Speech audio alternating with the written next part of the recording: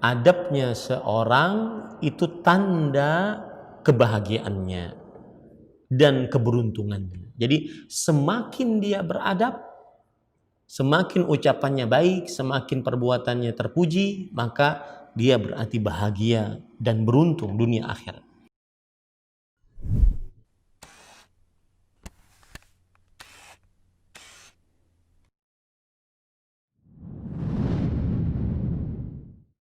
Assalamualaikum warahmatullahi wabarakatuh. Bismillahirrahmanirrahim. Innal hamdalillah nahmaduhu wa nasta'inuhu wa nastaghfiruh wa na'udzu billahi min shururi anfusina wa sayyiati a'malina. Man yahdihillahu fala mudilla lahu wa man yudlil fala hadiya lahu. Wa asyhadu an la ilaha illallah wahdahu la syarika lahu wa asyhadu anna Muhammadan abduhu wa rasuluh. Ya ayyuhalladzina amanu taqullaha haqqa tuqatih wa la tamutunna illa wa antum muslimun. Ya ayyuhan nasu taqu rabbakumul ladzi khalaqakum min nafsin wahidah wa khalaqa minha zawjaha wa batha minhuma rijalan katsiran wa nisaa'a wattaqullaha alladzi tasaaluna bihi wal arham innallaha kana 'alaikum raqiba. Ya ayyuhalladzina amanu taqullaha wa qulu qawlan sadida yuslih lakum a'malakum wa yaghfir lakum dhunubakum wa man yuti'illaha wa rasulahu faqad faza fawzan 'azima. Amma ba'd, fa inna asdaqal hadithi kitabullah wa ahsanul hadi hadyu Muhammadin sallallahu alaihi wa ala alihi wasallam wa syarral umuri muhdatsatuha wa kullu muhdatsatin bid'ah wa kullu bid'atin dhalalah wa kullu dhalalatin finnar. Alhamdulillah, kita bersyukur pada Allah Subhanahu wa taala pada hari ini, hari Senin pagi 9 Syawal 1441 Hijriah yang bertepatan dengan 1 Juni 2020. Kita duduk bersama di dalam sebuah kajian Islam ilmiah membaca kitab Bulughul Maram min Adillatil Ahkam pada Kitabul Jami' yang ditulis oleh Al-Hafidh Ibnu Hajar Al-Asqalani rahimahullahu ta'ala. Salawat dan salam semoga selalu Allah berikan kepada Nabi kita Muhammad sallallahu alaihi wa ala alihi wasallam, pada keluarga beliau, para sahabat, serta orang-orang yang mengikuti beliau sampai hari kiamat kelak. Dengan nama-nama Allah yang husna dan sifat-sifatnya yang ulia, kita berdoa, Allahumma inna nas'aluka ilman nafi'an wa rizqan tayyiban wa amalan mutaqabbala. Wahai Allah, sesungguhnya kami memohon kepada Engkau ilmu yang bermanfaat, rezeki yang baik, dan amal yang diterima. Allahumma amin. Ahibati hafizakumullahu ta'ala, kaum muslimin yang saya cintai karena Allah, semoga Allah Subhanahu wa ta'ala selalu menjaga kita di dalam masih berlangsungnya pandemi COVID-19 di negara kita khususnya dan di hampir seluruh dunia umumnya.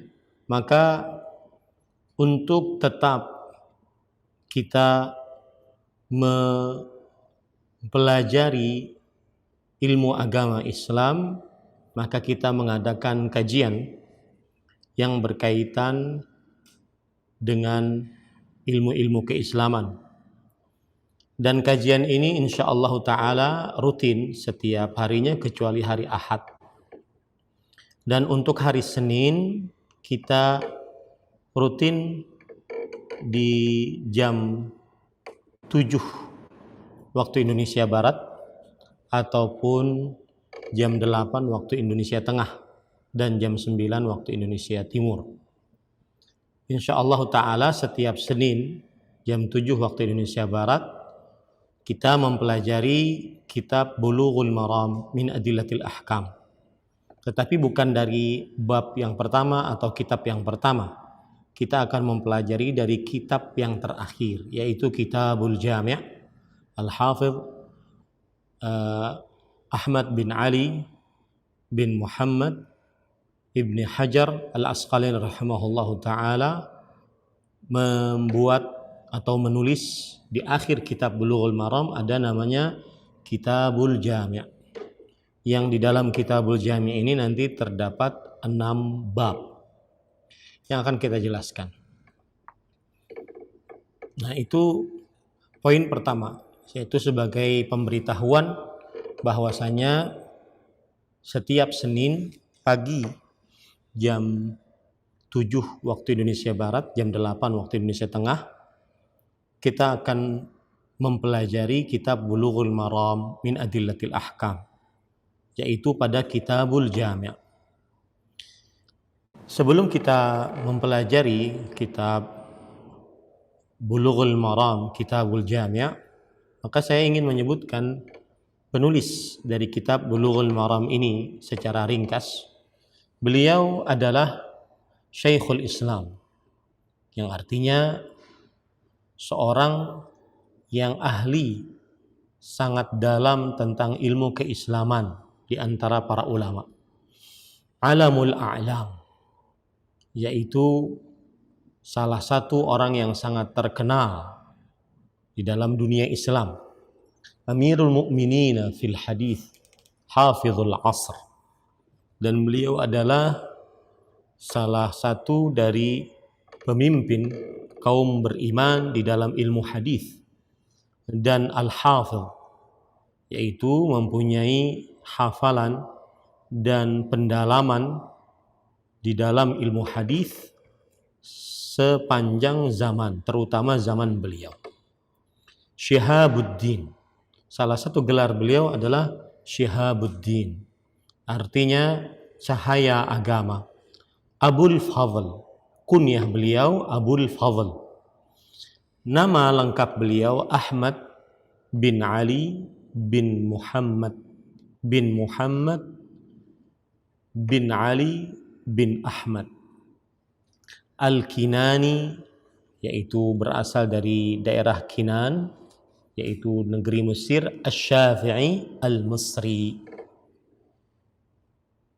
dan beliau dilahirkan di Mesir, kemudian juga hidup di Mesir dan bertempat tinggal di Mesir, dan juga wafatnya di Mesir. Dan beliau dikenal dengan panggilan Ibnu Hajar Al-Asqalani rahimahullahu ta'ala.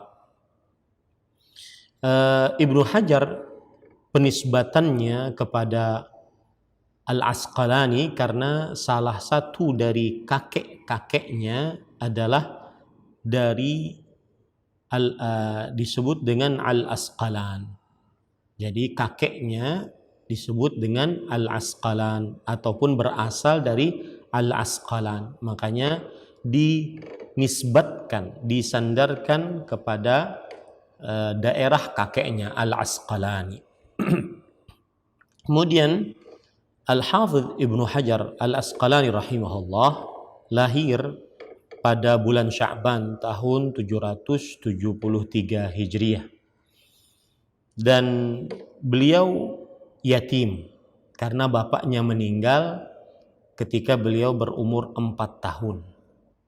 Dan biasanya anak-anak yatim mereka kokoh, kuat di dalam kehidupan mereka karena mereka sudah teruji dengan keyatiman.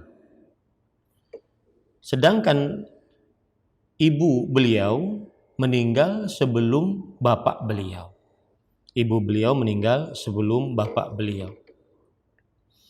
Dan akhirnya beliau diasuh oleh salah seorang ulama besar yang salah seorang pedagang besar maksud saya di kota Mesir. Ya, dan beliau wafat pada tahun 800 852 Hijriah. 852 Hijriah, yaitu berarti abad ke-9 Hijriah. Jadi Al-Hafidz Ibnu Hajar Al-Asqalani rahimahullahu taala termasuk dari ulama Islam abad ke-9 Hijriah. Beliau menyelesaikan hafalan Al-Quran ketika berumur 9 tahun. Kemudian beliau menghafal matan-matan di dalam ilmu-ilmu Islam saat beliau masih kecil. Lalu setelah itu terus menuntut ilmu perlahan-lahan, ilmu agama, ilmu adab, ilmu sejarah, dan akhirnya beliau dicintakan oleh Allah kepada ilmu hadis. Dan guru-guru beliau diantaranya adalah Zainuddin Abdurrahim bin Al-Husain Al-Iraqi. Imam Al-Iraqi rahimahullah, ulama Islam abad ke-9 Hijriah, wafat pada tahun 806 Hijriah. Kemudian salah satu guru beliau juga adalah Sirajuddin Abu Hafs Amr bin Raslan Al-Bulqini, ulama Islam abad ke-9 Hijriah juga, wafat pada tahun 805 Hijriah. Kemudian juga guru beliau adalah Sirajuddin Umar bin Ali yang dikenal dengan Ibnul Mulaqqin rahimahullahu taala, yang wafat pada tahun 804 Hijri. Ini adalah guru-guru besar beliau, Al-Iraqi, Al-Bulqini, kemudian Ibnul Mulaqqin rahimahullah. Adapun karya Al-Hafidz Ibnu Hajar Al-Asqalani rahimahullah sangat banyak, dan yang paling masyhur adalah Fathul Bari, Syarhu Sahihil Bukhari, kemudian Tahdzibut Tahdzib, kemudian Taqribut Tahdzib, kemudian Lisanul Mizan, kemudian Al-Isabah fi Tamyiz Sahabah, kemudian Ad-Durar Al-Kamina fi A'yanil Mi'ah Al-Athaminah. Ini 5 buku semuanya bercerita tentang biografi perawi hadis, dari mulai perawi hadis yang 6 buku hadis, Sahih Bukhari, Sahih Muslim, Sunan Abi Daud, Sunan Tirmidzi, Sunan Nasa'i, Sunan Ibnu Majah. Kemudian juga ulama-ulama di abad ke-8 sebelum beliau meninggal. Kemudian juga salah satu kitab beliau yang sangat terkenal, Nukhbatul Fikr fi Mustalahi Ahlil Athar wa Syarhiha. Ini adalah kitab Nukhbatul Fikr, itu kitab mustalah hadis, kitab mustalah hadis. Kemudian salah satu kitab yang terkenal dari beliau adalah yaitu Bulughul Maram min Adillatil Ahkam. Ini adalah sebenarnya kitab fikih hadis, yaitu dalil-dalil yang dipakai oleh mazhab Asy-Syafi'i di dalam bab-bab fikihnya. Nah, sesudah kita mengetahui penulis dari kitab Bulughul Maram, maka sekali lagi saya mengatakan bahwa kita mempelajari kitab Bulughul Maram selama masa pandemi COVID-19 ini secara online. Kita ambil dari Kitabul Jami'. Ya, kita ambil dari Kitabul Jami'. Yang mana Kitabul Jami' ini nanti di dalamnya ada 6 bab. Yang pertama yaitu Babul Adab, yaitu tentang adab. Saya akan jelaskan nanti apa itu adab-adab. Yang jelas adab-adab itu maksudnya adalah mengerjakan akhlak mulia. Itu namanya adab. Kemudian bab yang kedua, Babul Birri Wassilah, bab kebajikan dan hubungan silaturahmi. Yang ketiga, Babuz Zuhud wal Wara, bab zuhud dan wara. Yang keempat, Babut Tarhib min Masawi'il Akhlaq, bab ancaman dari akhlak-akhlak yang buruk. Kemudian yang kelima, Babut Targhib fi Makarimil Akhlaq, bab anjuran melaksanakan akhlak-akhlak mulia. Yang keenam, Babuz Dzikri wad Du'a, bab zikir dan doa. Jadi intinya kalau saya boleh katakan, di hari Senin kita belajar adab. Ya, di hari Senin kita belajar adab. Kemudian di hari Selasa pada jam 8 ya, jam 8 juga, jam 8 WIB maksud saya, di hari jam 8 WIB sampai jam 9.30 itu kita mempelajari fikih, tapi khusus untuk wanita, kitab fikih sunnah wanita yang ditulis oleh Syekh Abu Malik Kamal bin Sayyid Salim hafizahullah ta'ala. Kemudian hari Rabu kita mempelajari akhlak dan adab penting untuk wanita muslimah juga, yaitu dari jam 8 waktu Indonesia Barat sampai jam 10. Kemudian hari Kamis baru berkaitan dengan akidah. Kita mempelajari Durusun fi Syarhi Nawaqidil Islam, kitab penjelasan pembatal keislaman. Yaitu itu pada jam 7 waktu Indonesia Barat. Hari Jumat kita mempelajari Kitabul Kabair, kitab dosa-dosa besar. Ya sama jam 7 waktu Indonesia Barat sampai jam 8.30. Hari Sabtu kita mempelajari fikih hadis, yaitu kitab Umdatul Ahkam. Kita mempelajari fikih hadis yaitu kitab Umdatul Ahkam. Nah, itu insya Allah rencana kita selama kita masih di dalam keadaan masa pandemi COVID-19 dan kita belum bisa mengerjakan sepenuhnya kajian secara offline ataupun secara langsung di majelis-majelis ilmu secara langsung. Taib. Sekarang ahibati hafizakumullah ta'ala,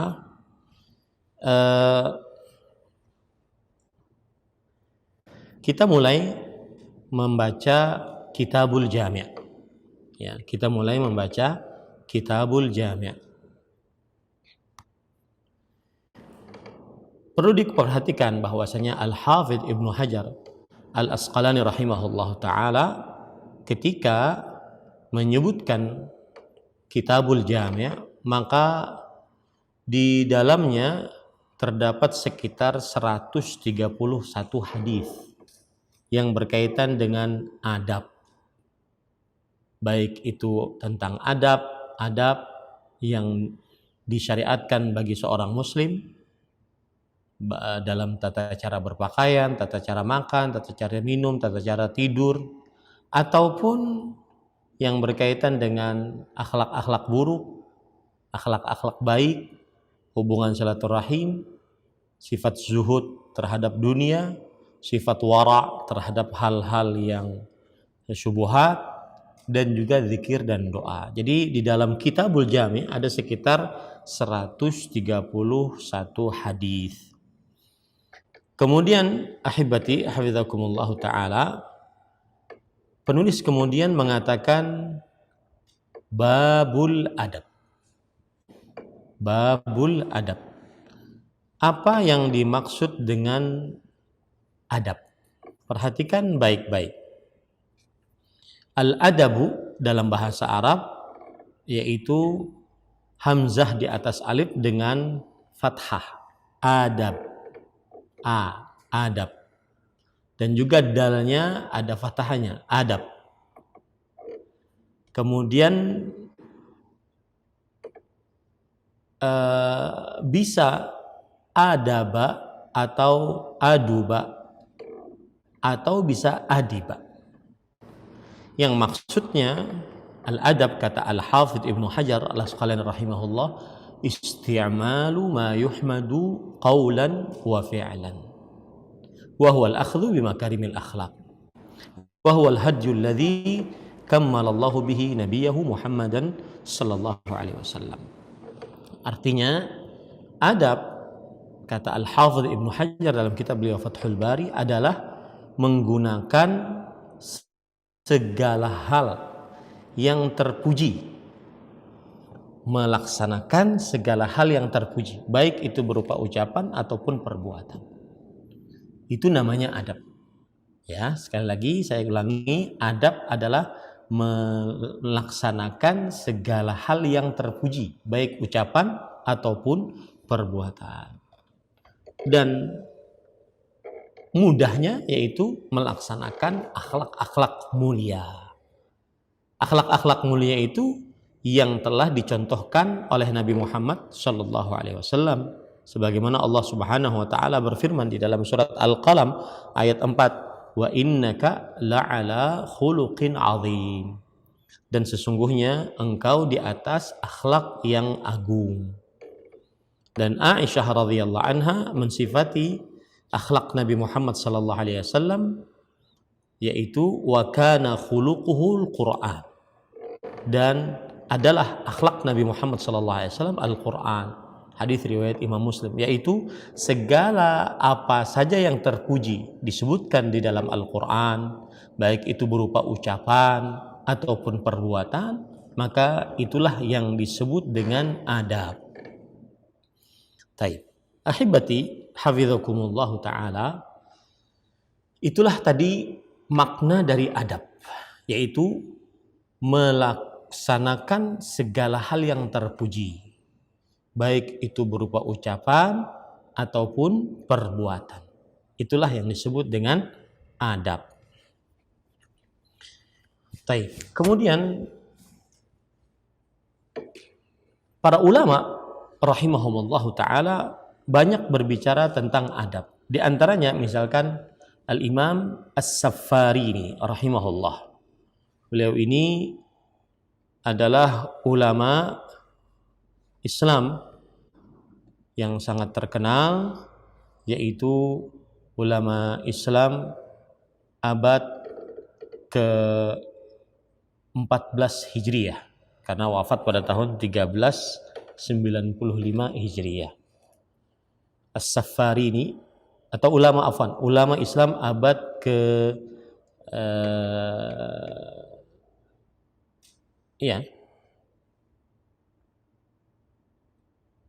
abad ke-14 Hijriyah. Ulama Islam abad ke-14 Hijriyah. Abad ke-12 Hijriyah ya. Muhammad bin Ahmad As-Saffarini rahimahullah. Beliau mengatakan tentang adab. Adabu ahli din ma'al ilmi riyadatun nafs wa ta'dibul jawarih wa tahdzibut tiba' wa hifdzul hudud wa tarkus syahawat wa tajannubus syubuhat wa hifdzul qulub wa istiwa'us sarirati wal alaniyah. Adabnya orang yang beragama disertai dengan ilmu agama. Lihat ya. Jadi adab bukan hanya sekedar sopan santun, kemudian nunduk-nunduk, bukan. Tetapi adab orang berilmu agama disertai dengan ilmu agama adalah latihan diri. Kemudian melatih anggota tubuh. Memperbaiki tabiat-tabiat, sifat-sifat yang ada dalam diri. Menjaga batasan-batasan. Maksudnya kalau itu dilarang oleh Allah, kemudian dia tidak melanggar larangan tersebut, itu adab. Meninggalkan syahwat-syahwat yang diharamkan. Menjauhi perkara-perkara syubhat. Menjaga hati agar tidak mempunyai penyakit hati. Seperti hasad, iri, dengki, riya, ujub, kemudian sum'ah, penyakit-penyakit hati, takabur, ya, penyakit-penyakit hati. Dan juga sama keadaan di hadapan manusia dengan sendirian. Itu juga adab. Nah, ini perkataan dari Imam As-Saffarini rahimahullahu ta'ala.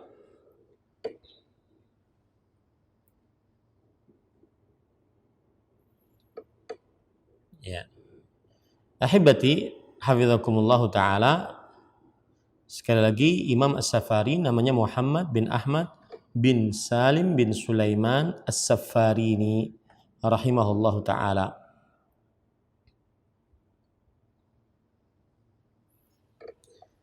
Nah, dan sedangkan Imam Al-Ghazali rahimahullah mengatakan al-khuluqul hasan sifatu sayyidil mursalin wal akhlaqus sayyah hiya sumumul qatilah. Perkataan yang indah dari Imam Al-Ghazali rahimahullah, akhlak yang baik adalah sifat pemimpin para rasul, yaitu Nabi kita Muhammad sallallahu alaihi wa ala alihi wasallam.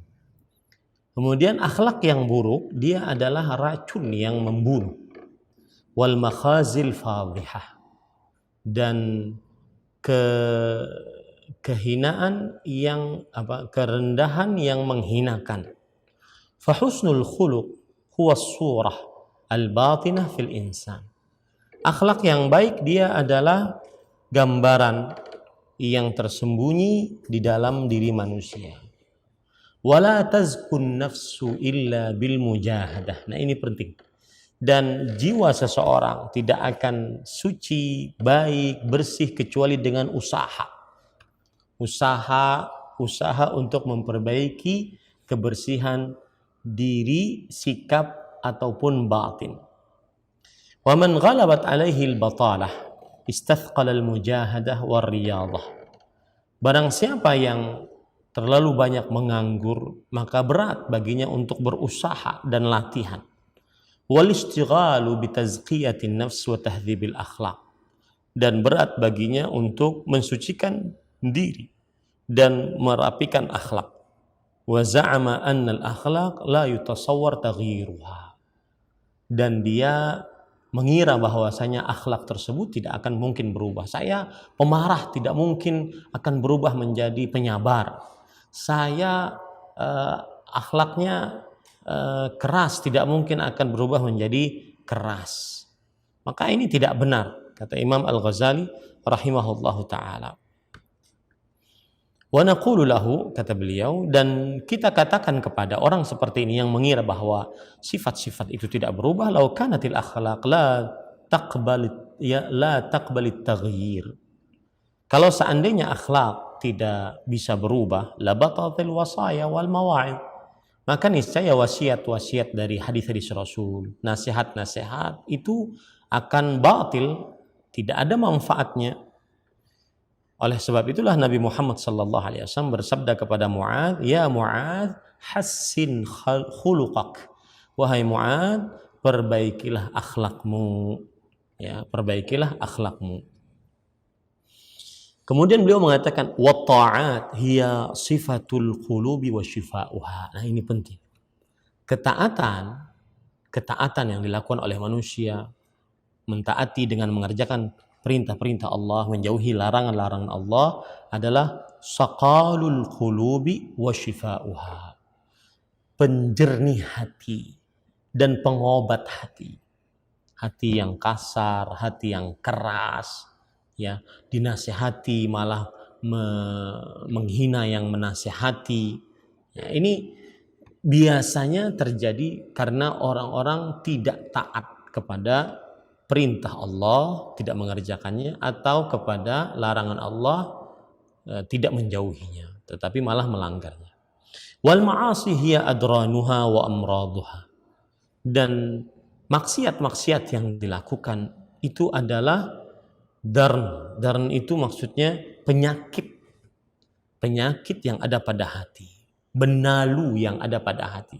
Wa'tidalul akhlaq hiya sihhatun nafs.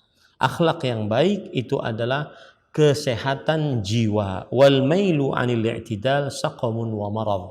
Sedangkan menyimpang dari sikap yang proporsional itu adalah sebuah penyakit. Jadi orang di dalam kehidupan beragamanya dan kehidupan duniawinya terlalu berlebih-lebihan, baik itu dalam ibadahnya melampaui batas, mengerjakan perbuatan bid'ah, dalam akidahnya melampaui batas, melakukan perbuatan kesyirikan, ataupun di dalam perkara duniawinya, makan, minum terlalu berlebihan, berpakaian terlalu berlebihan, maka ini adalah penyakit. Nah, itu sebagian perkataan para ulama tentang adab dan akhlak. Kemudian juga para ikhwan yang dirahmati oleh Allah Subhanahu wa taala, ada lagi perkataan-perkataan yang indah dari para ulama tentang pengertian adab. Disebutkan di dalam kitab Mu'jam Maqayisil Lughah bahwa Abu Zaid Al-Ansari rahimahullah berkata, "Al-adabu yaqa'u ala kulli riyadatin mahmudatin yatakharraju bihal insanu fi fadilatin minal fadail. Adab adalah terjadi atas setiap latihan yang terpuji. Dengannya seorang manusia keluar mengerjakan hal-hal yang mulia dari hal-hal yang mulia lainnya. Jadi adab itu adalah latihan yang dilakukan oleh seorang manusia untuk akhirnya bersikap yang mulia. Itu perkataan Abu Zaid Al-Ansar rahimahullah. Imam Ibnu Qayyim Al-Jauziyah rahimahullah mengatakan hakikatul adab isti'malul khuluqil jamil. Hakikat adab adalah menggunakan akhlak yang baik. Nah, sudah, itu saja. Ya, mudah. Jadi pengertian adab melaksanakan akhlak yang baik. Itu namanya adab. Kemudian Al-Hafidh Ibnu Hajar Al-Asqalani rahimahullah mengatakan isti'malu ma yuhmadu qawlan wa fi'lan. Menggunakan segala sesuatu yang terpuji, baik ucapan ataupun perbuatan. Misalkan seseorang ya beradab yang baik apabila dia ucapannya baik, tidak mencaci, tidak mencela, tidak melaknat, ya, tidak merendahkan, ucapannya baik. Itu namanya dia berarti beradab. Adapun juga adab di dalam kalau seandainya perbuatannya baik, ya, seperti mendahulukan orang lain saat orang lain lebih membutuhkan, seperti mendahulukan yang tua dibandingkan yang muda, mendahulukan perempuan dibandingkan yang lebih kuat, laki-laki, maka ini disebut dengan dia sudah beradab. Isti'malu ma yuhmadu qawlan wa fi'lan. Menggunakan segala sesuatu yang terpuji baik ucapan ataupun perbuatan. Itulah adab.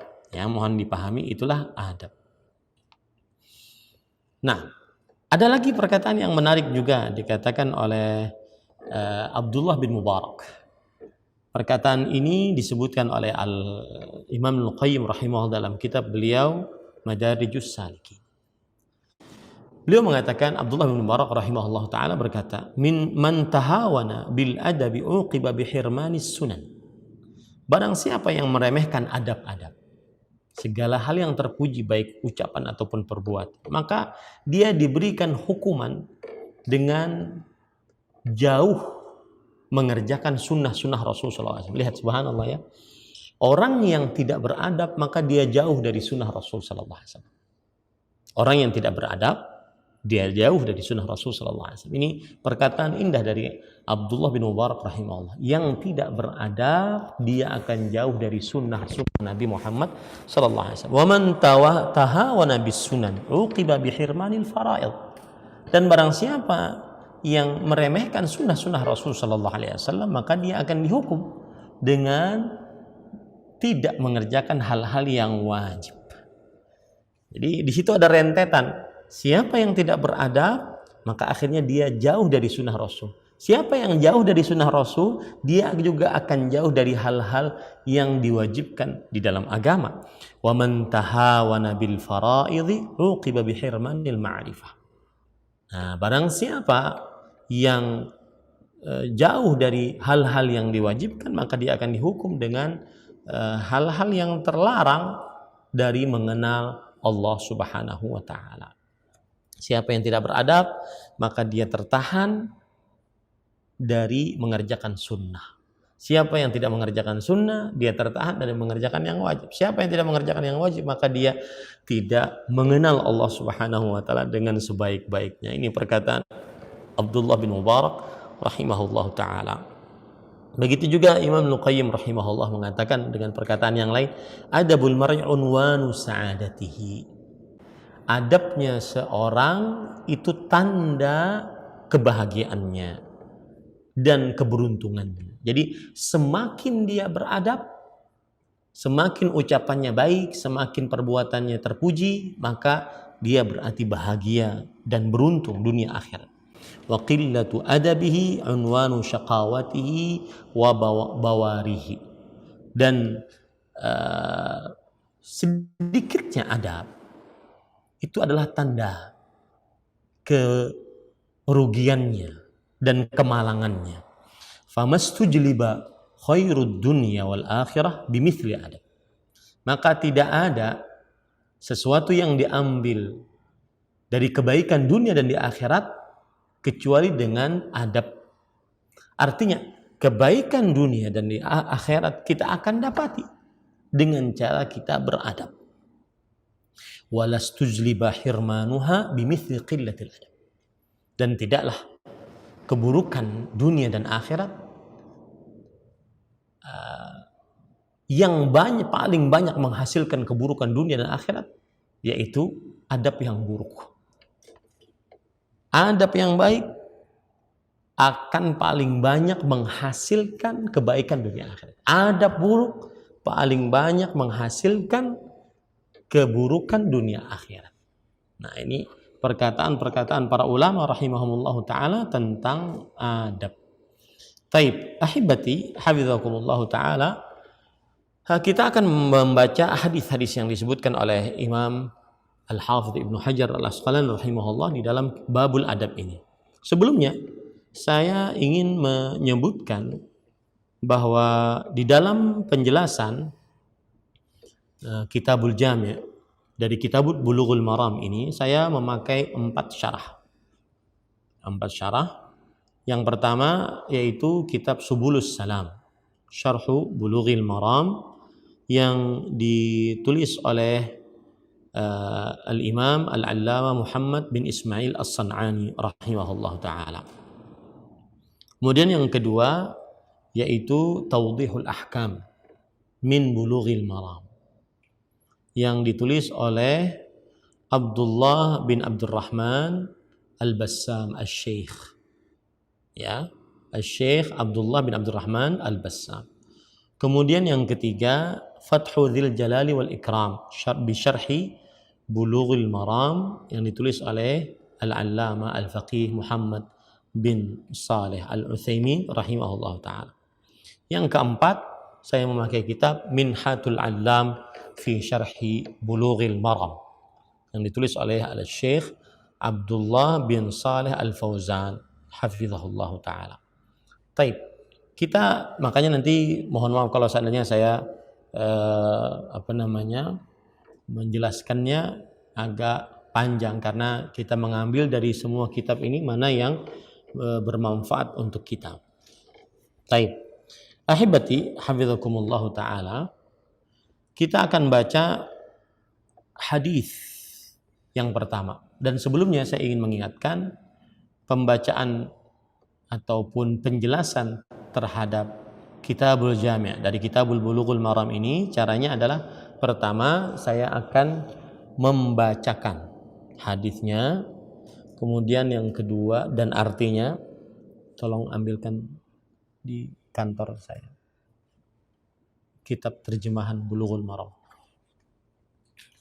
Kemudian yang kedua yaitu kita akan mempelajari bersama-sama setiap lafadz kata yang ada di dalam hadis tersebut. Setiap lafadz kata yang ada dalam hadis tersebut. Yang ketiga kita akan menyebutkan apakah hadis ini sahih atau tidak. Terutama hadis-hadis yang di luar dari Sahih Bukhari dan Sahih Muslim. Maka saya akan sebutkan hadis ini sahih atau tidak. Itu yang ketiga. Yang keempat, kita akan mempelajari atau menyebutkan hukum dan pelajaran yang bisa diambil dari hadis yang kita baca. Ini 4 tahapan dalam mempelajari hadis-hadis yang ada dalam Kitabul Jami' dari Kitab Bulughul Maram. Membaca dengan artinya, kemudian mempelajari setiap lafal kata yang ada di dalam hadis tersebut. Kemudian yang ketiga, membicarakan apakah hadis ini sahih atau tidak, derajatnya. Kemudian yang keempat, yang paling utama adalah hukum dan pelajaran yang bisa kita ambil dari hadis yang sedang kita baca ini. Taib, ahibati, hafizakumullahu ta'ala. Saya akan tentunya penomoran di dalam kitab Bulughul Maram itu berbeda-beda ya. Penomorannya berbeda-beda. Tapi yang jelas saya akan memakai terjemahan yang ini. Ini bukan promosi, akan tetapi ya saya memakai terjemahan yang ini, ya, sehingga nanti bisa mengikuti. Di Facebook sudah nyala. Sehingga nanti bisa mengikuti.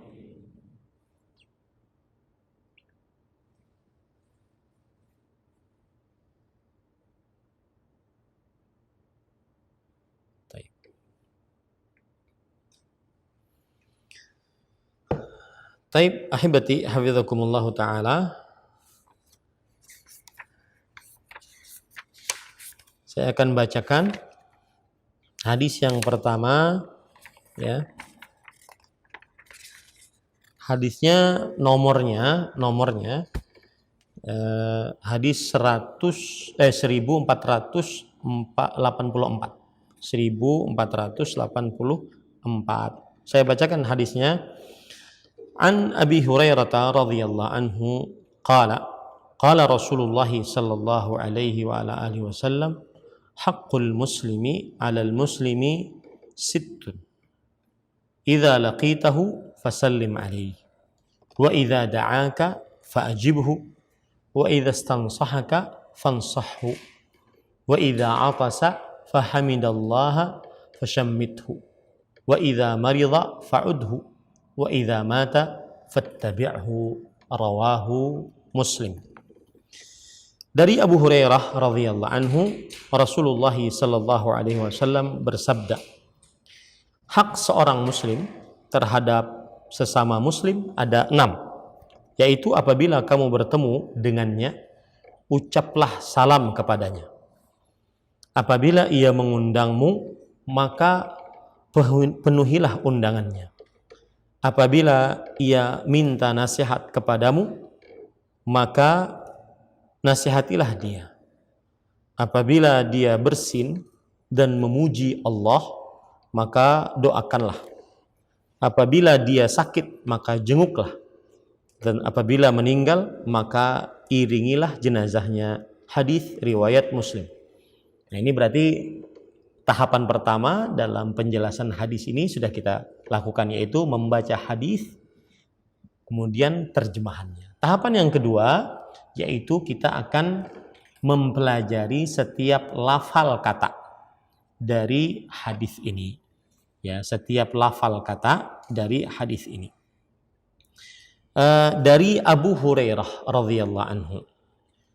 Dan untuk sahabat Nabi, saya akan menyebutkan nama minimal, kemudian juga wafatnya. Itu minimal, ya. Menyebutkan wafat, nama, kemudian wafatnya. Cukup itu. Kalau seandainya ada yang penting, maka saya akan menyebutkan beberapa hal yang penting dari sahabat tersebut. Dari Abu Hurairah. Ahibati hafizakumullahu ta'ala, Abu Hurairah adalah kunyah. Nah, setiap yang kata diawali dengan Abu atau Ummu, maka itu adalah kunyah. Abu Hurairah radhiyallahu anhu, nama aslinya Abdurrahman bin Sakhr. Itu ada yang mengatakan Abdurrahman bin Sakhr. Ada yang mengatakan Abdu Amr bin Abdul Ghanim. Ya, Abdurrahman bin Sakhr. Dan beliau diberikan kunyah Abu Hurairah karena ada seekor hirrah. Hirrah itu seekor anak kucing. Lalu setelah itu anak kucing tersebut beliau masukkan ke dalam baju beliau. Artinya beliau sayang dengan kucing. Lalu dikatakan, "Ma hadhihi?" Apa ini wahai Abu Hurairah? Kemudian beliau mengatakan hirrah, yaitu anak kucing. Maka kemudian dinamai dengan Anta Abu Hurairah. Anta Abu Hurairah. Taib. Para ikhwan yang dirahmati oleh Allah Subhanahu wa taala, Abu Hurairah radhiyallahu anhu, salah satu hal yang menarik dari beliau adalah beliau masuk Islam pada tahun ke-7 Hijriah. Berarti sekitar 4 tahun lagi Nabi Muhammad sallallahu alaihi wasallam wafat. Akan tetapi beliau adalah sahabat Nabi yang paling banyak meriwayatkan hadis Rasul sallallahu alaihi wasallam. Sebagaimana yang dikatakan oleh Al-Hafidz Al-Zahabi rahimahullah, aktsarus sahabati riwayatan lil hadis 'alal itlaq.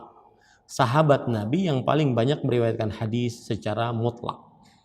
Nah, timbul pertanyaan, kenapa Abu Hurairah radhiyallahu anhu yang terlambat masuk dalam agama Islam, tetapi beliau paling banyak meriwayatkan hadis dari seluruh sahabat? Salah satunya adalah beliau gigih, berusaha, bertanya, mencari hadis-hadis Rasul sallallahu alaihi wasallam dan kemudian menghafalnya. Ini menjadikan pelajaran bagi kita bahwa tidak ada waktu atau tidak ada prinsip terlambat untuk menjadi seorang yang lebih baik dari sebelumnya. Berapapun umur Anda, tidak ada kata terlambat untuk menjadi orang yang lebih baik sebelumnya. Abu Hurairah radhiyallahu anhu wafat pada tahun 59 Hijriah. Baik. Dari Abu Hurairah radhiyallahu anhu, Rasulullah sallallahu alaihi wasallam bersabda, hak seorang muslim terhadap sesama muslim ada 6. Perhatikan para ikhwan yang dirahmati oleh Allah Subhanahu wa taala, yang dimaksud hak disebutkan di dalam kitab Subulus Salam yang ditulis oleh Imam As-San'ani rahimahullah. Yang dimaksud dengan hak adalah ma la yanbaghi tarkuhu wa yakunu fi'luhu imma wajiban aw manduban. Segala sesuatu yang tidak patut untuk ditinggalkan. Nah, itu namanya hak. Dan baik itu derajatnya wajib ataupun mandub, sunnah, ditekankan. Ya, itu namanya hak. Hak adalah segala sesuatu yang tidak patut untuk ditinggalkan. Baik perbuatannya itu hukumnya secara hukum fikih wajib ataupun secara hukum fikih dia sunnah, mandub. Segala sesuatu yang diperintahkan tetapi tidak ditekankan. Nah, ini disebut dengan wajib, hak, ya. Hak seorang muslim. Para ikhwan yang dirahmati oleh Allah Subhanahu wa taala, ini berarti antara muslim dengan muslim. Maka tidak masuk ke dalamnya orang-orang kafir. Ya, tidak masuk ke dalamnya orang-orang kafir seperti misalkan ahli zimmah. Orang kafir yang tinggal di tengah kaum muslimin dengan aman karena dia memberi bayaran kepada kaum muslimin, maka tidak masuk ke dalam hadis ini. Ya, itu penting. Hak seorang muslim terhadap muslim lainnya. Muslim adalah seorang yang mengucapkan 2 kalimat syahadat dengan lisannya, meyakini dengan hatinya, dan mengamalkan dengan anggota tubuhnya ajaran-ajaran Islam. Itulah muslim. Jadi hak seorang muslim terhadap sesama muslim ada 6. Disebutkan juga di dalam kitab Subulus Salam bahwa di dalam beberapa riwayat ada 5. Ya, ini kan 6 ini. Yang pertama, jika kamu bertemu dengannya, ucapkanlah salam kepadanya. 1. Apabila ia mengundangmu, maka penuhilah undangannya. 2. Apabila ia minta nasihat kepadamu, maka nasihatilah dia. 3. Apabila dia bersin dan memuji Allah, maka doakanlah. 4. Apabila dia sakit, maka jenguklah. 5. Apabila meninggal dunia, maka inginlah jenazah. Nah, kalau seandainya ini 6, di dalam riwayat yang lain ada 5, maka yang dikurangi apa? Yang dikurangi yaitu apabila ia minta nasihat, maka nasihatilah dia. Nah, ini hanya sebatas perbedaan riwayat ya. Jadi ada hak dalam beberapa riwayat ada 6 dan dalam riwayat yang lain ada 5. Baik, kita lanjutkan. Hak seorang muslim terhadap sesama muslim ada 6, yaitu sebentar. Ini seperti yang saya ucapkan tadi ya. Karena kita memakai 4 kitab, maka kita harus melihat-lihat dari kitab-kitab yang lain kira-kira apa yang bisa diambil. Baik. Yang sebentar.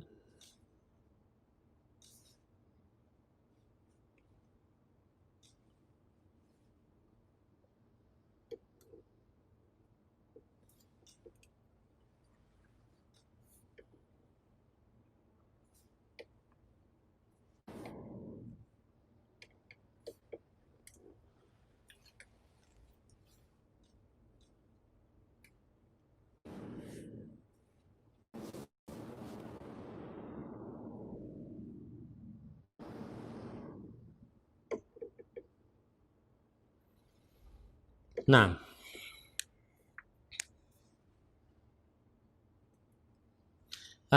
kenapa ada perbedaan riwayat antara 6 dengan 5? Ini menunjukkan para ulama mengatakan bahwa annal adat la mafhuma lahu ma lam yujad qarinah. Ini penting.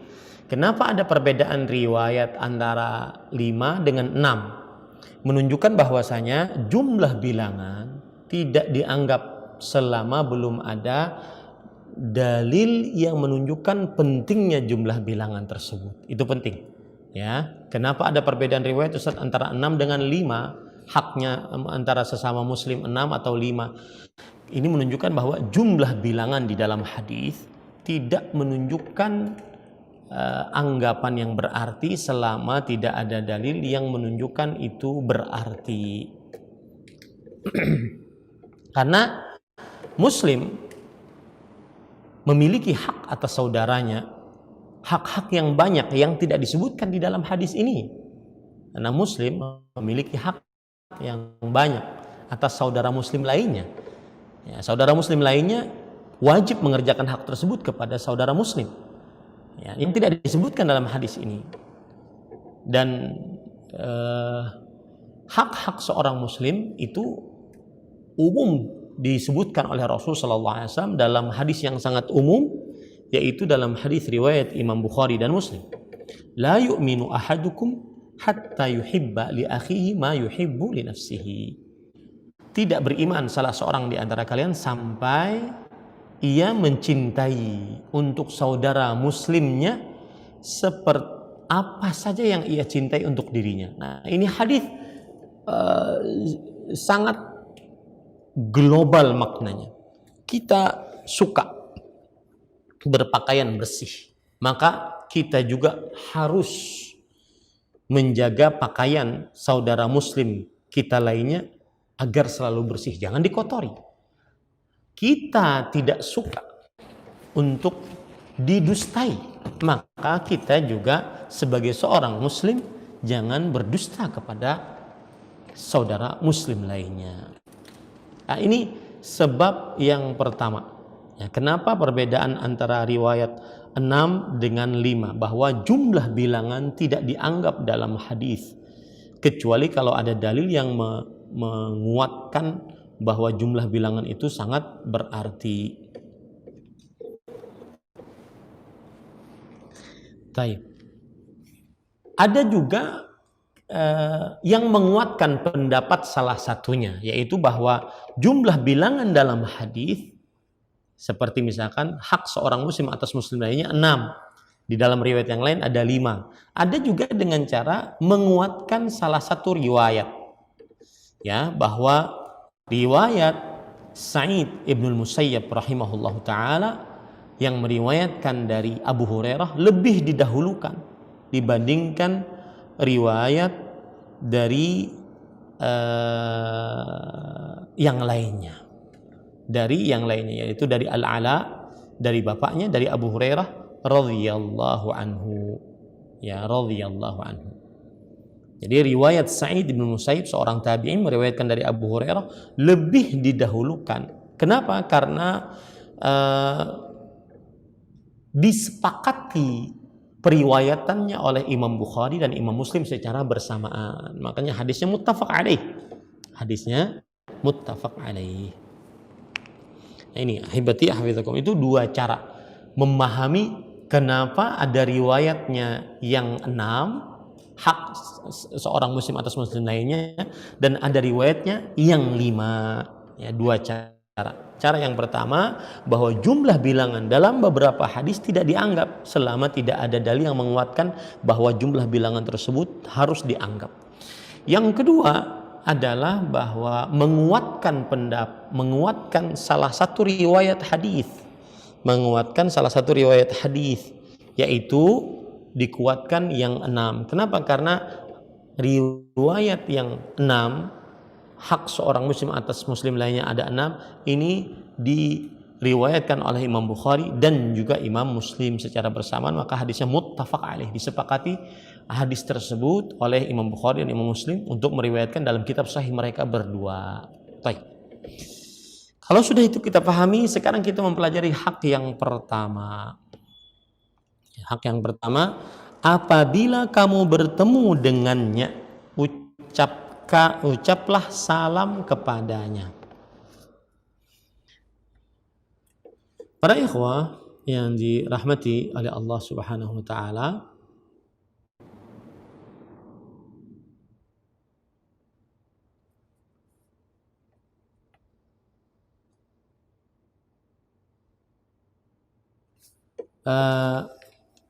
perhatikan baik-baik di sini. Yang pertama haknya adalah salam. Jika bertemu dengannya ucaplah salam. Di dalam hadis ini menunjukkan wajibnya memulai salam kepada seorang muslim. Wajibnya memulai salam kepada seorang muslim. Tetapi Al-Hafidh Ibnu Abdul Bar, seorang ulama ahli peneliti dari mazhab Maliki, mengatakan bahwasanya memulai salam hukumnya sunnah, menjawabnya wajib. Memulai salam hukumnya sunnah, menjawabnya wajib. Hal ini berdasarkan hadis riwayat Muslim, ya. Inna afdalal a'mali it'amut ta'am wa taqra'us salama ala man arafta wa ala man lam ta'rif. Sesungguhnya amalan-amalan paling utama adalah memberikan makanan kepada orang yang lapar dan mengucapkan salam atas orang yang engkau ketahui atau orang yang engkau tidak ketahui. Di sini ada kata-kata afdalal a'mal, seutama-utama amalan, menunjukkan bahwasanya memulai mengucapkan salam tidak wajib, ya, memulai mengucapkan salam tidak wajib. Nah, itu hak yang pertama, yaitu apabila kamu bertemu dengan muslim, ucaplah salam. Kemudian para ikhwan yang dirahmati oleh Allah, apa makna assalam? Assalam adalah nama, salah satu dari nama-nama Allah Subhanahu wa taala. Nah, ketika orang mengucapkan assalamu alaikum, berarti seakan-akan kita mengucapkan semoga engkau di dalam penjagaan Allah. Sebagaimana seseorang mengatakan semoga Allah selalu menjagamu. Ya, jadi makna assalamualaikum, salamutullahi mulazimatun lak. Semoga keselamatan dari Allah selalu bersamamu, selalu untukmu. Nah, itu makna assalamualaikum.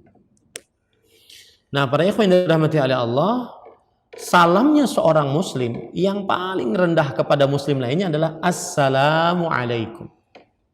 Assalamualaikum. Meskipun orang yang kita salami itu satu orang, maka kita mengucapkan assalamualaikum. Ya, kum itu artinya kalian sebenarnya, tapi tidak mengapa karena dalam sunnah Rasulullah SAW seperti itu.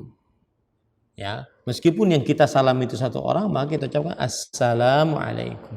Kenapa demikian? Karena termasuk malaikat yang ada pada orang tersebut. Nah, itu dia. Termasuk yang disebut oleh para ulama karena kita mengucapkan juga kepada malaikat yang ada pada orang tersebut, yaitu malaikat yang bertugas sebagai raqib dan sebagai atid.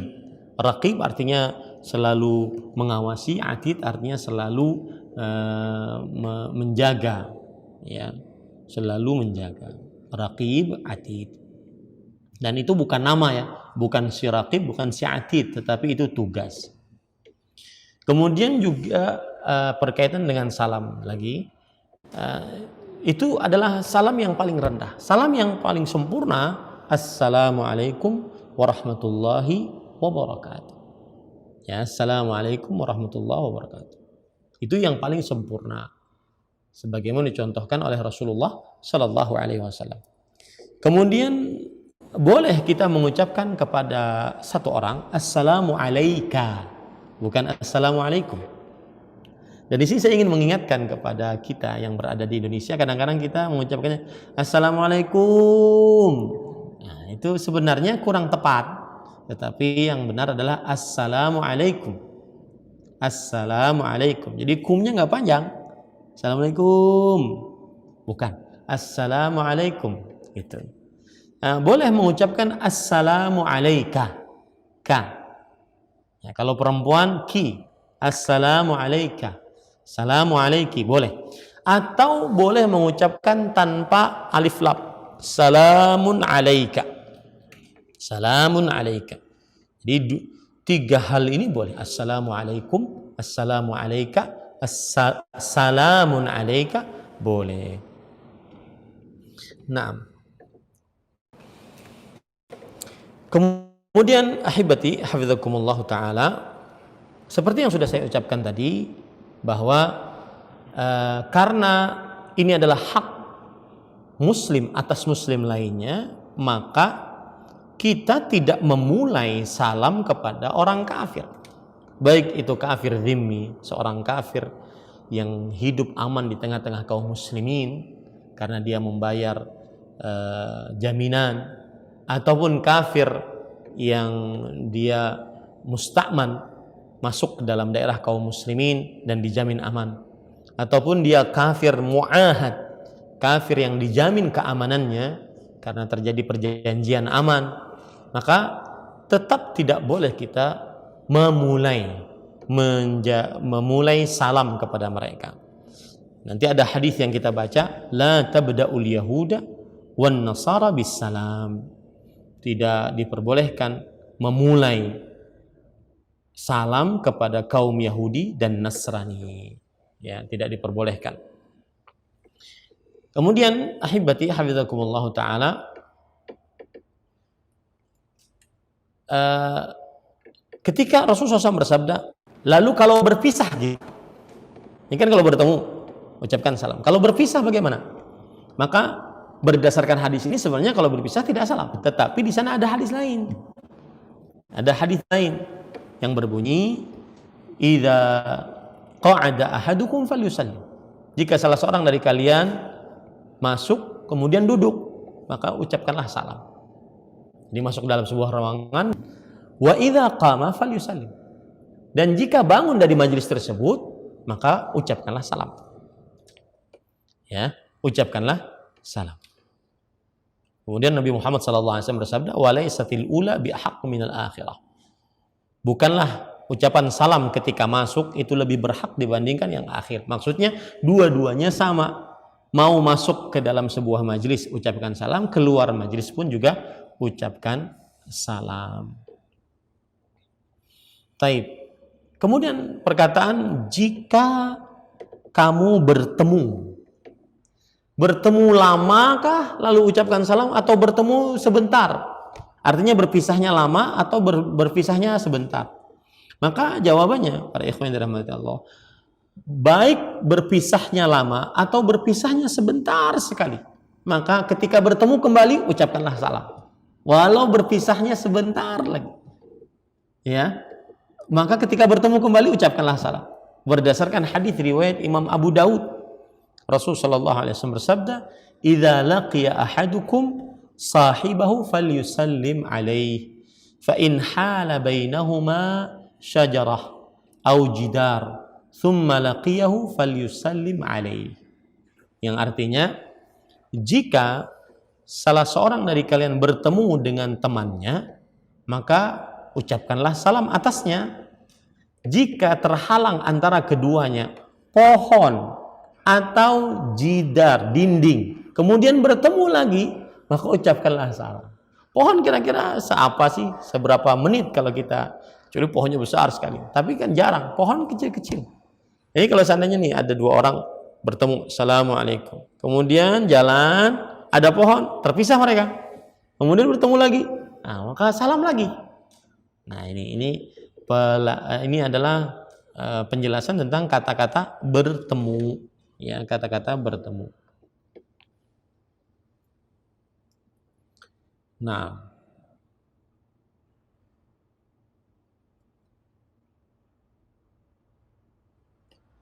baik. Kita lihat dari kitab Tawdihul Ahkam, ya. Kemudian para ikhwan yang dirahmati oleh Allah Subhanahu wa taala,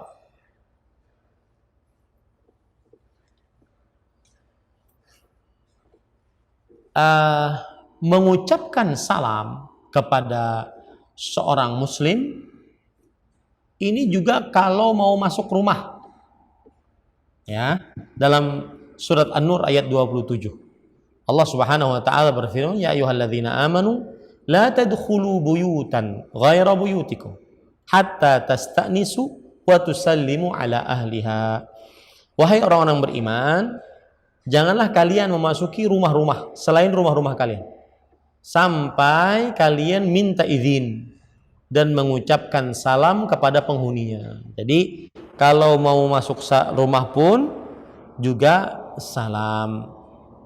Begitu juga dalam surah An-Nur ayat 61, "Fa idza dakhaltum buyutan fasallimu ala anfusikum tahiyatan min indillah mubarakatan thayyibah." Jika kalian masuk ke dalam rumah-rumah kalian, maka ucapkanlah salam atas diri kalian sebagai penghormatan dari sisi Allah dan sebagai keberkahan yang baik. Ya, sebagai keberkahan yang baik. Kemudian ahibati hafizakumullah, pengucapan salam ini menumbuhkan rasa cinta antara orang yang menyalami dengan orang yang disalami. Nah, ini makanya dia hak antara sesama muslim. Yang bertemu mengucapkan salam, yang diucapkan salam wajib menjawab salamnya. Ya, karena dia mendatangkan rasa cinta.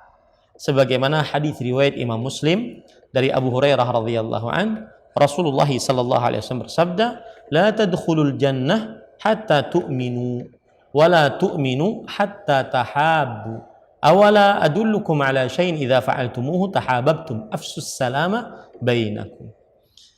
Tidaklah kalian masuk ke dalam surga sampai kalian beriman, dan tidaklah kalian beriman sampai kalian saling mencintai, dan tidak maukah kalian aku beritahukan atas sesuatu jika kalian mengerjakan apa yang mengerjakannya kalian akan saling mencintai. Sebarkanlah salam di antara kalian.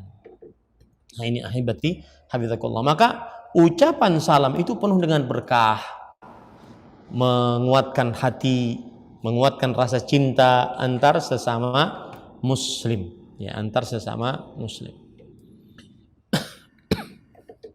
Pada yang dirahmati oleh Allah, sebagaimana sudah kita sebutkan tadi, bahwasanya memulai salam kepada muslim lainnya, hukumnya yang lebih utama adalah dia sunnah.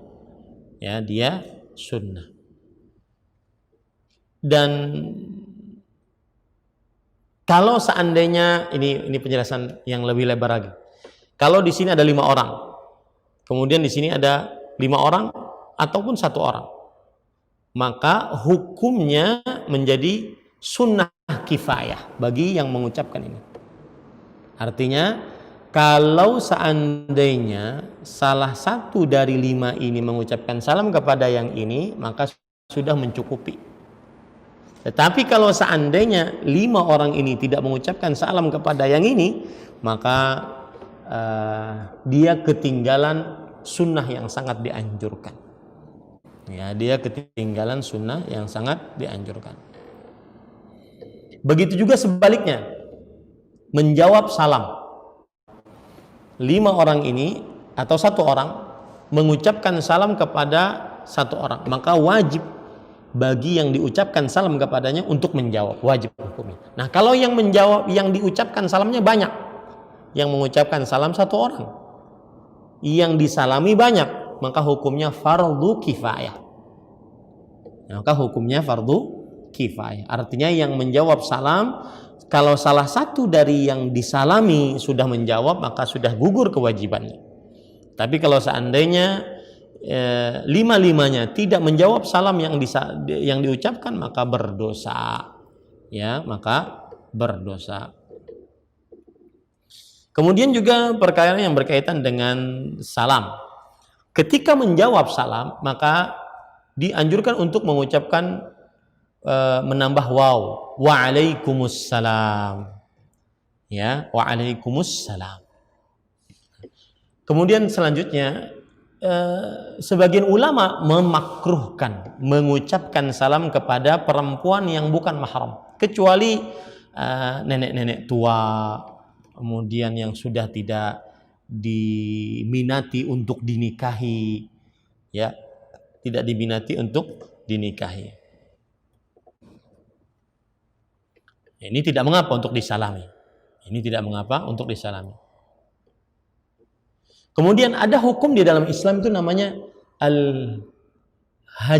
Al-hajar itu artinya kita memboikot seseorang. Misalkan saya memboikot seseorang karena satu dan lain hal yang dibolehkan dalam agama Islam. Nah, ketika saya sudah mengucapkan salam, maka hilanglah boikot tersebut. Makanya Nabi Muhammad SAW ketika memboikot Ka'ab bin Malik rahimahullah karena tidak ikut perang Tabuk, Ka'ab bin Malik radhiyallahu anhu, beliau berkata, saya tidak tahu apakah Rasulullah SAW menjawab salam saya atau tidak. Karena kalau sudah dijawab salam berarti selesai boikot. Nah, ini para ikhwah.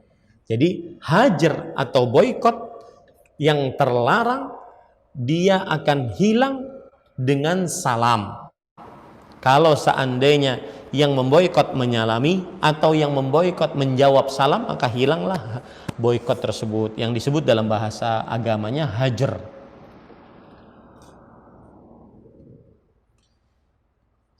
Taib. Kemudian para ikhwan yang dirahmati oleh Allah Subhanahu wa taala, sangat dianjurkan saat mengucapkan salam untuk bersalaman. Ya. Karena bersalaman terdapat keistimewaan di dalam agama Islam, yaitu menggugurkan dosa-dosa. Ya, yaitu menggugurkan dosa-dosa. Sebagaimana dalam hadis Rasul sallallahu alaihi wasallam, innal mu'mina idza safaha akhahu tahatat khatayahuma kama yatahata waraqus syajar. Hadis riwayat Al-Bazzar, disahihkan oleh Imam Al-Albani rahimahullah dalam kitab Sahih Targhib wa Tarhib. Jika seorang muslim berjabat tangan dengan saudaranya, maka gugurlah kesalahan-kesalahan mereka berdua, sebagaimana berjatuhannya daun-daun pada pohon. Kemudian juga disebutkan dalam hadis yang diriwayatkan oleh Imam At-Tabarani dalam kitabnya Al-Mu'jamul Awsat dari Hudzaifah bin Yaman radhiyallahu anhu, Nabi Muhammad sallallahu alaihi wasallam bersabda, innal mu'mina idza laqiyal mu'min fasallama alaihi wa akhadha bi yadihi fasafahahu tanatharat khatayahuma kama yatanatharu waraqus syajar. Sesungguhnya orang beriman jika bertemu dengan orang beriman lainnya, lalu ia mengucapkan salam atasnya, lalu ia berjabat tangan, maka berjatuhanlah kesalahan-kesalahan keduanya sebagaimana berjatuhan daun-daun yang ada pada pohon tersebut. Kemudian juga hadis sahih riwayat hadisnya dilemahkan oleh Imam Albani, tapi kita sebutkan sebagai bentuk isti'nas.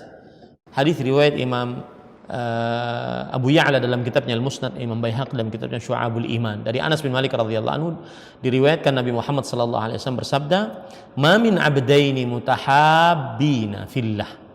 Tidaklah dua orang dari yang saling mencintai karena Allah, yastaqbilu ahaduhuma sahibahu fayusafihu. Mereka berdua ini bertemu lalu saling berjabat tangan. Wa yusalliyani 'ala Nabi sallallahu alaihi wasallam. Kan dua-duanya bersalawat atas Nabi Muhammad sallallahu alaihi wasallam. Illa lam yaftariqa hatta tughfaru dhunubuhuma ma taqaddama minha aw wa ma ta'akhkhar. Melainkan tidaklah mereka berpisah melainkan sampai diampuni dosa-dosa keduanya, baik yang telah lalu ataupun yang akan datang. Tetapi hadisnya lemah. Tapi intinya dianjurkan saat seorang muslim bertemu mengucapkan salam dan berjabat tangan karena keistimewaan yang sangat luar biasa tadi. Tetapi ingat, tidak diperbolehkan untuk berjabat tangan dengan perempuan yang bukan mahram. Karena Nabi Muhammad sallallahu alaihi wasallam bersabda, la an yut'ana fi ra'si ahadikum bimakhitin min hadid khairun lahu min an yamassa imra'atan la tahillu lahu. Sungguh seseorang ditancapkan di kepalanya paku dari besi itu lebih baik dibandingkan dia bersalaman dengan laki-laki yang bukan mahramnya. Nah, alhamdulillah selesai pertemuan pertama kita di dalam Kitabul Jami'. Sekarang kita masuk ke dalam pertanyaan-pertanyaan, dan saya katakan bahwa kajian ini bisa dilihat di dalam Facebook saya, yaitu Ahmad Zainuddin Al-Banjari, akun Facebook saya. Kemudian juga di dalam YouTube, dan saya akan mengambil pertanyaan dari pertanyaan yang disampaikan pada akun Facebook ya. Kita lihat pertanyaan-pertanyaan yang sampai. Pertanyaan dari Iffah Iqbal. Apakah kita wajib memenuhi undangan tetangga yang mana ada ikhtilat musik? Apakah saya berdosa jika menyiapkan makanan pada acara tersebut? Maka jawabannya, Allah Subhanahu wa taala berfirman di dalam Al-Qur'an, "Wa ta'awanu 'alal birri wat taqwa wa la ta'awanu 'alal itsmi wal 'udwan." Saling tolong-menolonglah kalian di dalam kebaikan dan ketakwaan, dan janganlah kalian saling tolong-menolong dalam dosa dan permusuhan. Baik. Ikhtilat, bercampurnya laki-laki dan perempuan ya, tanpa hijab, maka ini haram. Karena Nabi Muhammad SAW bersabda, "Iyyakum ad-dukhul 'alan nisa." Dijauhi oleh kalian masuk ke dalam tempat-tempat perempuan. Nabi Muhammad SAW juga bersabda kepada perempuan, "Iyyakum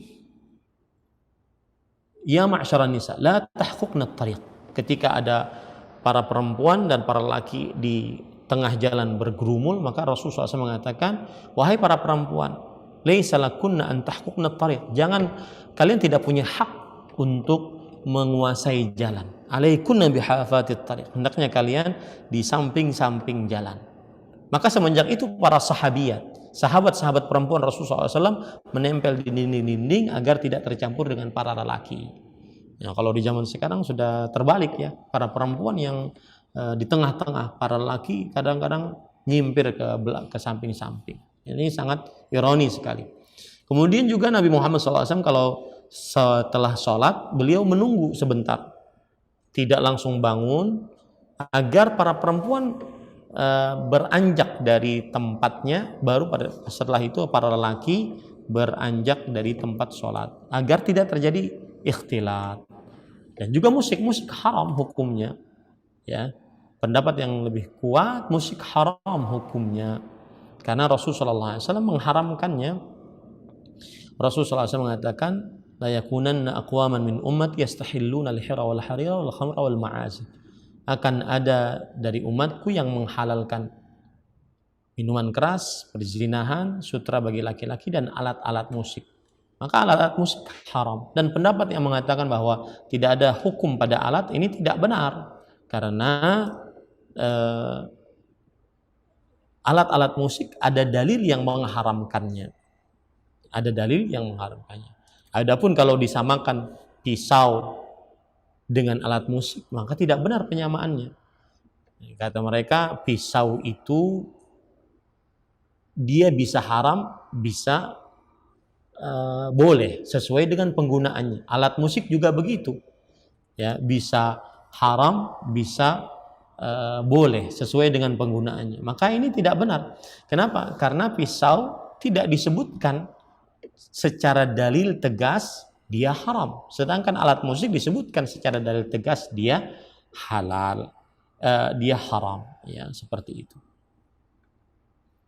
Kemudian pertanyaan Yahya bin Ahmad, sering sekali kita sulit menghindari undangan walimah, namun banyak kemungkaran seperti adanya musik-musik dan acara dalam sepanjang acara walimah tersebut. Mohon nasihatnya. Nasihatnya adalah tidak boleh menghadiri walimah yang di dalamnya terdapat maksiat.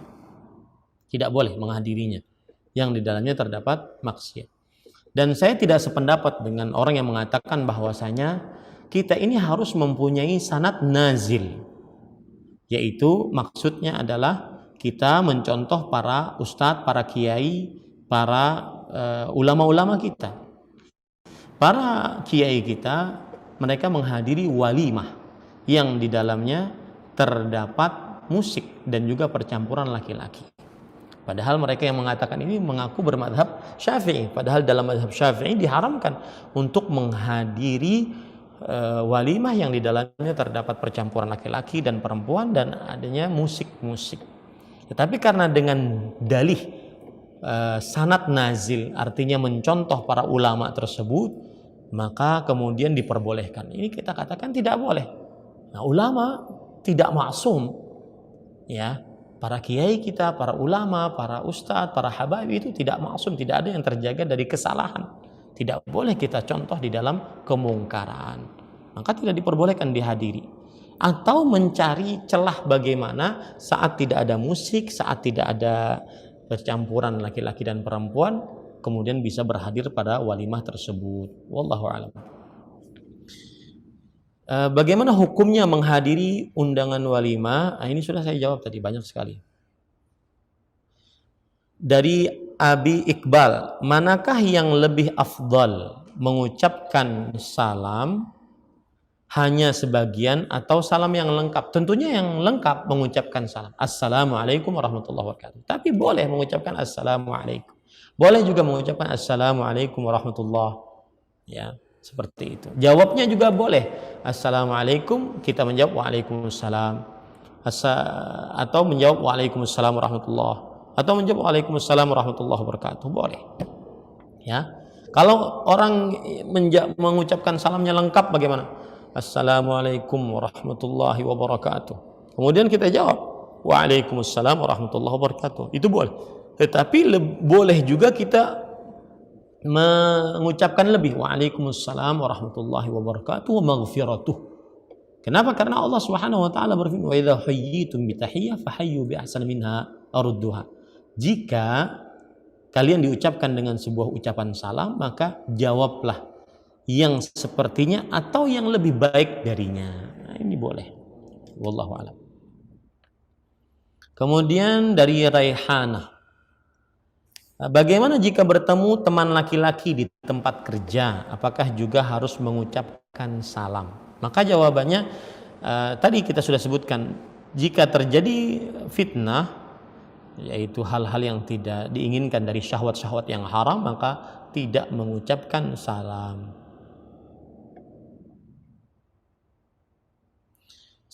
Dari Foni Afandi, Assalamualaikum Ustaz. Waalaikumsalam warahmatullahi. Saya akhwat. Ini saya ingin koreksi, saya akhwat ini salah. Saya perempuan itu lebih utama. Ya, akhwat itu kan jamak. Saya ukhtun, ukhtu, atau saya ukhti, boleh. Saya akhwat itu berarti saya perempuan. Yang benar itu saya perempuan, gitu ya. Bolehkah kita blokir WA atau telepon teman yang mengganggu, apalagi dia seorang ikhwan, seorang yang benarnya. Ikhwan itu para lelaki. Ya, akhwat itu para perempuan. Jadi yang benar itu saya perempuan atau saya lelaki gitu. Maka jawabannya ya, wajib seorang muslimah untuk tidak berhubungan dengan laki-laki yang bukan mahram. Wajib seorang muslimah untuk tidak berhubungan dengan laki-laki yang bukan mahram, terutama jika menghantarkan kepada sebab-sebab terjadinya perzinahan. Allah Subhanahu wa taala berfirman dalam Al-Qur'an, "Wala taqrabuz zina." Janganlah kalian mendekati perbuatan zina. Apa maksud mendekati perbuatan zina? Mendekati, mengerjakan segala macam sarana yang menghantarkan kepada perbuatan zina. Itu maksudnya, Allahu a'lam. Apalagi sampai mengganggu, ya, ini tidak diperbolehkan. Dan saya nasihatkan kepada para ikhwah, yaitu para lelaki, terutama yang sudah mengaji, duduk di majelis ilmu, jangan menjadi alim-alim playboy. Ya, sudah ngaji disangka alim, disangka sudah mengenal dakwah, mengkaji ilmu agama Islam, tetapi masih suka berhubungan dengan perempuan-perempuan yang bukan mahram. Ini tercela. Dari Abu Muhammad At-Tariqus Salaf, bagaimana hukumnya jika kita mengucapkan Assalamualaikum, Alhamdulillah, insyaallah kepada orang yang bukan Islam? Terkadang dia yang dulu mengucapkan. Maka jawabannya sudah kita sebutkan tadi, bahwa tidak diperbolehkan kita memulai salam kepada kaum Yahudi dan Nasrani berdasarkan hadis Rasul sallallahu alaihi wasallam, karena itu bukan hak mereka, haknya hanya kepada orang muslim. Taib. Tetapi ini tidak menunjukkan kita harus kasar, berbuat zalim kepada orang kafir, tidak. Tapi syariat kita melarang, karena tadi yang namanya mengucapkan Assalamualaikum itu artinya kita seakan-akan mendoakan kepada orang yang kita ucapkan salam, semoga Allah menyelamatkanmu, selalu menyelamatkanmu. Nah, ini tidak patut diucapkan kepada seorang yang tidak beriman kepada Allah Subhanahu wa taala. Tetapi apabila di sana ada sekumpulan manusia, 5 misalkan ya, 2-nya Yahudi, satunya Nasrani, 2-nya Muslim, maka ini boleh mengucapkan salam, Assalamualaikum warahmatullahi wabarakatuh. Kenapa? Karena keumuman ada Muslim di situ. Ya, itu boleh, ya. Tapi memulai tidak boleh. Nah, kalau menjawabnya bagaimana? Orang non-Muslim, orang kafir mengucapkan salam kepada kita, maka jawabannya, jawablah sebagaimana keumuman ayat Al-Qur'an, wa idza hayyitum bi tahiyyah fahayyu bi ahsan minha. Fahayyu bi tahiyyah fahayyu bi ahsan minha aw rudduha. Jika kalian diucapkan salam, maka ucapkanlah seperti yang dia ucapkan. Ya. Ini petunjuk Al-Qur'an.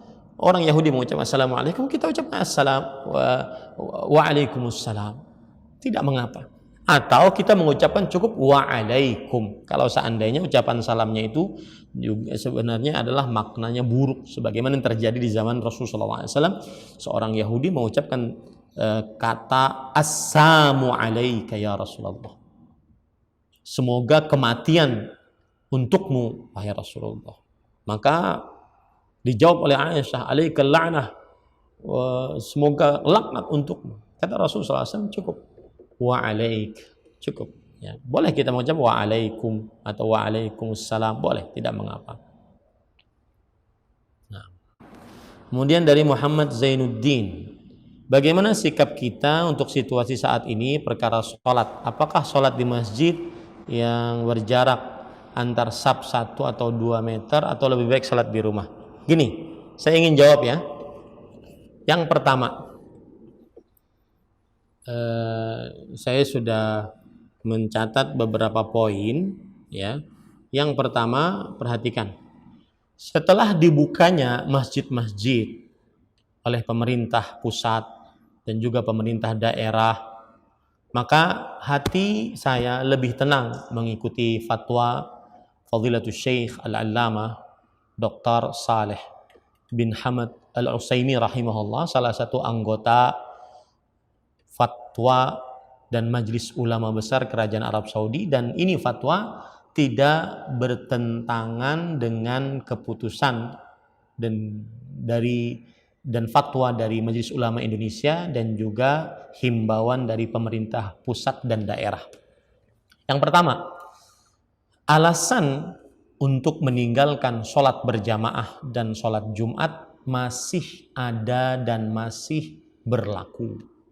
Maka barang siapa yang khawatir tertular penyakit COVID-19 atau menularkannya kepada orang lain, maka tetap diringankan untuknya tidak menghadiri sholat Jumat dan sholat berjamaah dan tidak berdosa, serta pahalanya tetap insyaallah ta'ala. Berdasarkan hadis riwayat Imam Bukhari, Nabi Muhammad sallallahu alaihi wasallam bersabda, "Idza maridhal 'abdu aw safar kutiba ma kana ya'malu muqiman sahihan." Jika seorang hamba sakit atau bepergian, maka tetap dituliskan untuknya pahala seperti dia sehat atau dalam keadaan mukim. Ini yang pertama.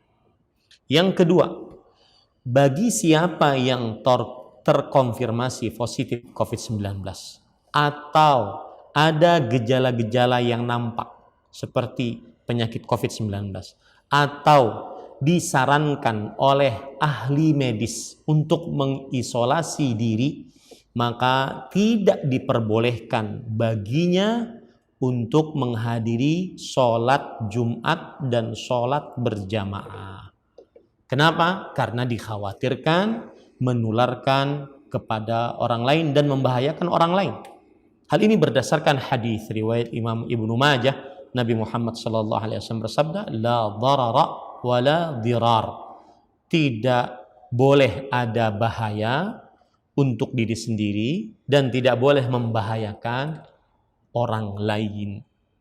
Yang ketiga, protokoler kesehatan yang diberlakukan di masjid-masjid terutama wajib untuk ditaati, seperti memakai masker, mencuci tangan, diperiksa suhu badan, membawa sejadah sendiri, kemudian juga berjarak antara 1 meter atau 2 meter antara satu orang dengan satu orang dalam satu saf. Ini wajib ditaati karena ini berarti mentaati Allah, kemudian Rasulullah, kemudian pemerintah yang mengatur kita. Dan ini termasuk daripada menjalankan firman Allah Subhanahu wa taala, "Wa ta'awanu 'alal birri wat taqwa wa la ta'awanu 'alal itsmi wal 'udwan." Dan tolong menolonglah dalam kebaikan dan ketakwaan, dan janganlah kalian tolong menolong dalam dosa dan permusuhan. Dan juga ini termasuk dari mengamalkan firman Allah, sabda Rasul sallallahu alaihi wasallam riwayat Bukhari dan Muslim, "Al-mu'minu lil mu'mini kal bunyan yashuddu ba'dhuhum ba'dha." Seorang beriman terhadap orang beriman lainnya seperti satu bangunan yang menguatkan satu dan yang lainnya. Yang keempat, tentang renggangnya saf salat sampai 1 meter, 1 meter setengah atau 1 meter, 2 meter antara seseorang dengan yang lain di dalam satu saf. Maka apabila dia mengerjakan sholat berjamaah di masjid, maka ini adalah hal yang dilakukan untuk pencegahan, maka diperbolehkan dan tidak membatalkan sholat, tidak mengurangi pahala sholat berjamaah dalam keadaan masih mewabahnya penyakit COVID-19. apabila dalam keadaan aman saja, renggangnya saf, para ulama mempunyai dua pendapat. Ada yang mengatakan haram, ada yang mengatakan makruh. Maka apabila dia haram, keharaman ini akan hilang karena ada keadaan darurat. Karena ada keadaan darurat, yaitu dikhawatirkan tersebarnya penyakit COVID-19. Yang kedua, apabila dia makruh, maka kemakruhan ini akan hilang karena ada hajat keperluan, yaitu untuk mencegah tersebarnya penyakit COVID-19. Nah, yang kelima, para ikhwan yang dirahmati Allah, saya ingin mengingatkan siapa saja, terutama di hari Jumat, yang dia ingin menghadiri sholat Jumat, dia merasa dirinya sudah menjaga protokol kesehatan, sehat tubuhnya, maka dia pergi sholat Jumat, maka dianjurkan untuk banyak-banyak berdoa, bermunajat kepada Allah agar Allah Subhanahu wa taala mengangkat wabah penyakit COVID-19 ini sehingga kita bisa beraktivitas normal seperti biasa. Ini jawaban atas pertanyaan yang sangat banyak ditanyakan tentang bagaimana masjid-masjid dibuka, kemudian sholat berjamaah diadakan, kemudian renggangnya saf. Itulah jawabannya, semoga bermanfaat. Wassallallahu nabiyana Muhammad walhamdulillah. Baik, kita ke pertanyaan yang lain.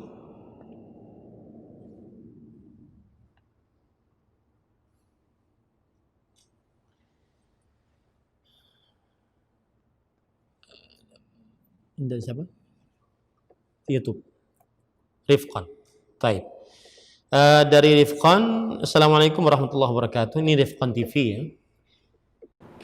Apa hukumnya menurut Ustadz jika istri menggugat ke pengadilan tanah dan rumah harta gono gini dengan mantan suami yang tanah dan rumah tersebut dibeli dengan uang riba pinjaman ke bank, sedangkan suaminya yang sekarang tidak terlalu mengizinkan wanita tersebut untuk menggugat harta gono gini, yang hanya memberikan saran untuk mengikhlaskannya, berdoa kepada Allah agar diberi ganti yang lebih baik. Namun katanya jika pun memaksa wanita tersebut ingin menggugat, harus dampingi saudara wanita tersebut karena suaminya tidak ingin mencampuri urusan wanita tersebut di masa lalunya. Bagaimana saran Ustadz, apa yang harus wanita tersebut lakukan? Maka jawabannya, memaafkan lebih utama, tetapi meminta hak juga boleh. Ya, Allah Subhanahu wa taala menjanjikan kepada orang-orang beriman yang bertakwa surga yang luasnya seluas langit dan bumi. Surga yang luasnya seluas langit dan bumi. Salah satunya adalah wal kadhiminal ghaidh wal 'afina 'anil nas. Orang-orang beriman dan bertakwa tersebut sifatnya adalah orang yang menahan amarah dan memaafkan orang-orang yang bersalah. Tetapi meminta hak di dunia boleh karena itu hak dia. Allahu a'lam. Hukum tahi cicak dan bangkai serangga. Tahi cicak najis karena cicak tidak dapat dimakan. Ya, najis, maka wajib dibasuh. Bangkai serangga, maka bangkai serangga tidak najis, ya, tidak najis. Karena tidak ada dalil yang menajiskan bangkai serangga. Hukumnya suci atau najis? Jika najis, bagaimana cara mensucikannya? Tempat, badan, pakaian yang terkena, maka dibasuh, ya, dibasuh. Yang terkena tahi cicak dibasuh sampai hilang kotoran tahi cicak tersebut, baik itu bau ataupun rasanya. Wallahu a'lam. Ini kira-kira yang bisa saya sampaikan. Apa yang baik itu hanya dari Allah Subhanahu wa taala. Insyaallah taala kita besok ya akan mengadakan kajian rutin selama masa pandemi COVID-19 jam 8 waktu Indonesia Barat. Kitabnya kitab fikih sunnah wanita, yang fikih sunnah tilin nisa, kitab fikih sunnah wanita yang ditulis oleh Fadhilatul Syekh Abu Malik Kamal bin As-Sayyid Salim hafizahullahu taala. Wallahu alam. Sallallahu nabiyana Muhammad walhamdulillahirabbil alamin. Subhanakallah bihamdik asyhadu an la ilaha illa anta astaghfiruka wa atubu ilaik. Wassalamualaikum warahmatullahi wabarakatuh. Terima kasih. Jazakumullah khairan wa barakallahu fikum. Video ini dibuat atas partisipasi dari donasi Anda.